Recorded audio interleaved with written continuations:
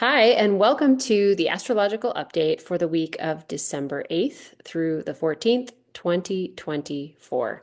We start this week on Sunday with the moon phase. So, the moon phase this week is a first quarter, and it is happening on the 8th at 3:26 p.m. Mountain and 5:26 p.m. Eastern Standard Time.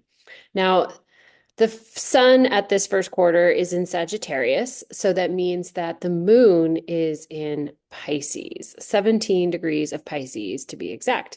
Now, on the first quarter, it is a time to take inspired action towards bringing your dreams into reality. Now, it's going to be activating a part of your chart based on the time that you were born.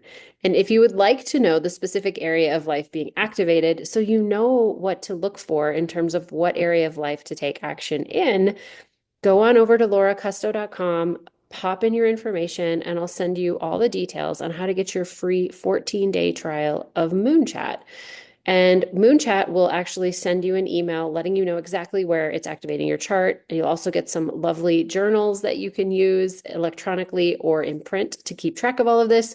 And you'll also get a map that helps you plan out your year and see where the moon's going to be activating your chart throughout all of these phases.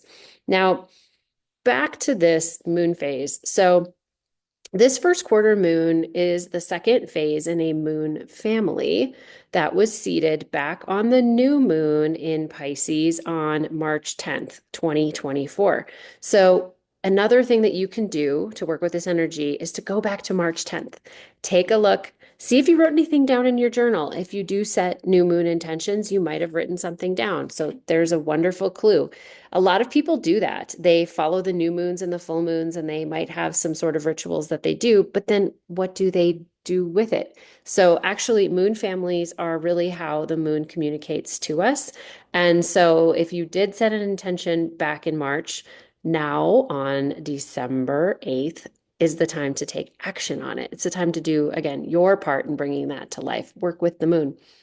From there, the full moon, the next full moon that we have in Pisces will be the time when you will want to notice what has happened. Are these dreams coming into reality? Is this truly manifesting, or what happened here? Did my flower bloom, or is it now a thorn or a weed that is dying? And so that full moon date is going to be September 7th of 2025. They're all 9 months apart. It's called the lunar gestation cycle. How interesting. It's 9 months, just like our human gestation cycles. So some dates for you to keep in mind there. Again, first quarter, December 8th. New moon, March 10th of 2024. Look back there to see what intentions you set into motion, and they can be unconscious too. You might have sent, say, an email. You might want to look through your camera roll, see if there was a picture that you took with someone. You might want to look at your social media posts. There's clues everywhere, and we're constantly doing things that we're not even aware of. Okay, now let's move forward and talk about the astrology of this week. Now, on Sunday, the day of that first quarter moon, we have the sun making an opposition with Jupiter. And the sun is in Sagittarius, which is Jupiter's sign.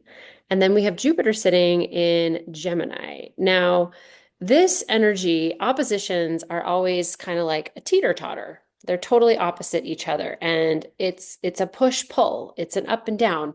They're opposites, and they can create good harmonious things if there's some communication involved, but they can also just create like standoffs and sort of agreeing to disagree. And so with the sun we have this very like internal, kind of what lights you up. It's got, ego involved, but it's really your sense of self. And it's in Jupiter's sign. And so the sun is feeling very expansive and, what sort of an adventure can I go on? What's over there? What can I learn? And then Jupiter, however, is over there in Mercury or in Gemini on the other side of the zodiac. And it doesn't really like being there because Gemini is kind of caught up in all the details, and Jupiter likes to see big picture. So we have this sort of teeter-tottering energy.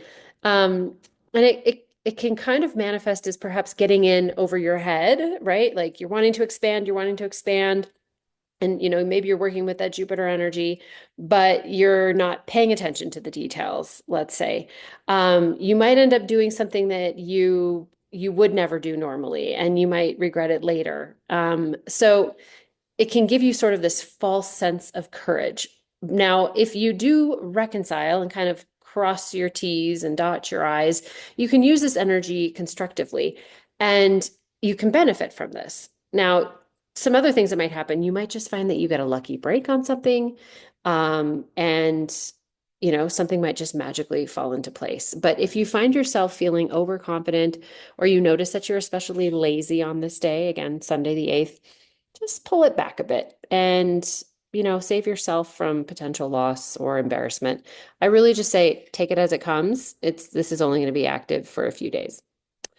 Then we move into the rest of the week. We don't really have any aspects until later in the week on Thursday. And on Thursday, the 12th, we have another opposition, and it is Venus, the planet of pleasure and love and just all things yummy, with Mars, the planet of aggression and taking action and getting things done. And so Mars is also retrograde. And so it's an interesting opposition that we have here. Mars is retrograde in Leo, and it's very, Leo is ruled by the sun. And so it's sort of like what is very self-centered energy.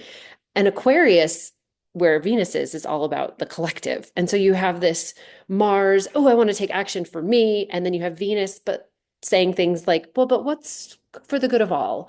And what would be best for everyone here? Or it's also very innovative. What can we do that's new and exciting? That's what it's taking pleasure in.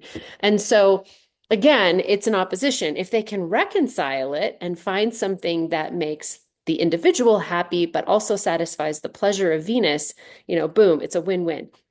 Now, Mars and Venus, if you think about that old book, Men Are from Mars, Women Are from Venus, this Mars-Venus energy is kind of the language of love. And certainly when you see some really great Mars-Venus aspects between two people in a romantic relationship, it can create a lot of like really great natural magic. And so this, though, is an opposition. So it can come out as like some tension, so to speak. And so you want to use it constructively, whether in a relationship with another person and just noticing the tensions coming up, or within yourself, right? So if you find yourself just feeling kind of aggressive, get out there, go for a big run or a big hike, whatever, again, whatever floats your boat, do something, a big project, something creative, something that you take pleasure in, would also be a really great way to just use this energy constructively, right? Then we move into Friday, and we end the week with some more harmonious aspects. I'm very pleased to report. On Friday the 13th, we have Mercury, planet of communication, making a sextile to Venus. Now, sextiles are more of it's energy that it creates a lot of opportunity for growth. So the next one we're going to get into is a trine, which is more natural and flowing, but a sextile isn't as powerful as a trine, but it's still very good and very good opportunity type of energy. So now it happens on Friday, and that is the day of the week that Venus also rules, which is just, I think, lovely for it to now have this trine that it's making with Mercury. Now, again, Venus is still in Aquarius, so it's concerned with, good of all. It's thinking about innovative breakthroughs and things, technology type things, but it's really just kind of like, how can I save the earth today type of things, or what can I do that would really just make the world a better place? And it's Friday, and I think, Fridays are just such fun days. And again, they're ruled by Venus. So it's a great day to just get out there and be social with your friends. Mercury, right? Mercury's communication. Now it is retrograde in Sagittarius, but like Aquarius, Sagittarius is kind of just this expansive, it's a very friendly sign. And so I say, get together with friends, have a nice dinner, pleasure. Again, Venus loves pleasure, maybe some sort of international flavor to your dinner. I think it would just be a lovely, lovely day to have a conversation with those you love. It's also a really good day to kind of lean into being charming. And if there's anything going on in your life that's kind of been a problem, and there's an opportunity for some sort of a resolution. It would be a good day to have a difficult conversation because charm will be working in your favor with communications. And also, if it's just a really good opportunity to perhaps find a win-win solution to something that's been plaguing you for a while. All right. And then we end the week with on Saturday, the 14th, Mercury makes a trine to Mars. And this trine is actually going to stay active for a few days because it makes the trine on the 14th, going backwards in the sky, Mercury does, and Mars is moving a little slower. It doesn't move very fast. But then on the 15th, Mercury turns direct, so it stops and then it starts to go forward again. And so we have this trine that's active between these two planets for about 3 days. It's dead on from the 14th to the 16th. Now, they're both retrograde, at least to start here. And so what I really thought would be good is to, like, go back and look because they were recently also making a trine. It was in November. It was on November 2nd. Now, they are in fire signs right now. So you've got Mercury in Sagittarius, which is kind of this like runaway fire, fire, fire energy. It's kind of like a forest fire. And then Mars in Leo, which is very like it's fixed fire. So it's kind of like that steady burn of a fire, right? But something happened between these two planets. Again, probably harmonious because it was a trine as well back on November 2nd. But that's a day to go back and look and maybe do a little detective work. And again, this is a trine, so the energy just sort of flows. But you might get a clue here. Like back when they first made that trine in November, it was in water signs of Cancer and Pisces, which tells me, it could have been something emotional, right? Mercury communication, Mars action. So like action, communication around something emotional. And now they're in fire. And how has that topic sort of evolved? And how is this story continuing, I guess, is what I would say. And it's got a few days to do it here, and again, in the midst of that, Mercury does go direct. And so, kind of just keep that in mind. And you could see some evolution again in whatever story is playing out here for you. So, and last, I want to just kind of give you a preview of the next week. So the next update, we're going to start on the week of December 15th, Sunday the 15th. That is a full moon in Gemini. So just a little preview to kind of be ready for that. That one's coming up.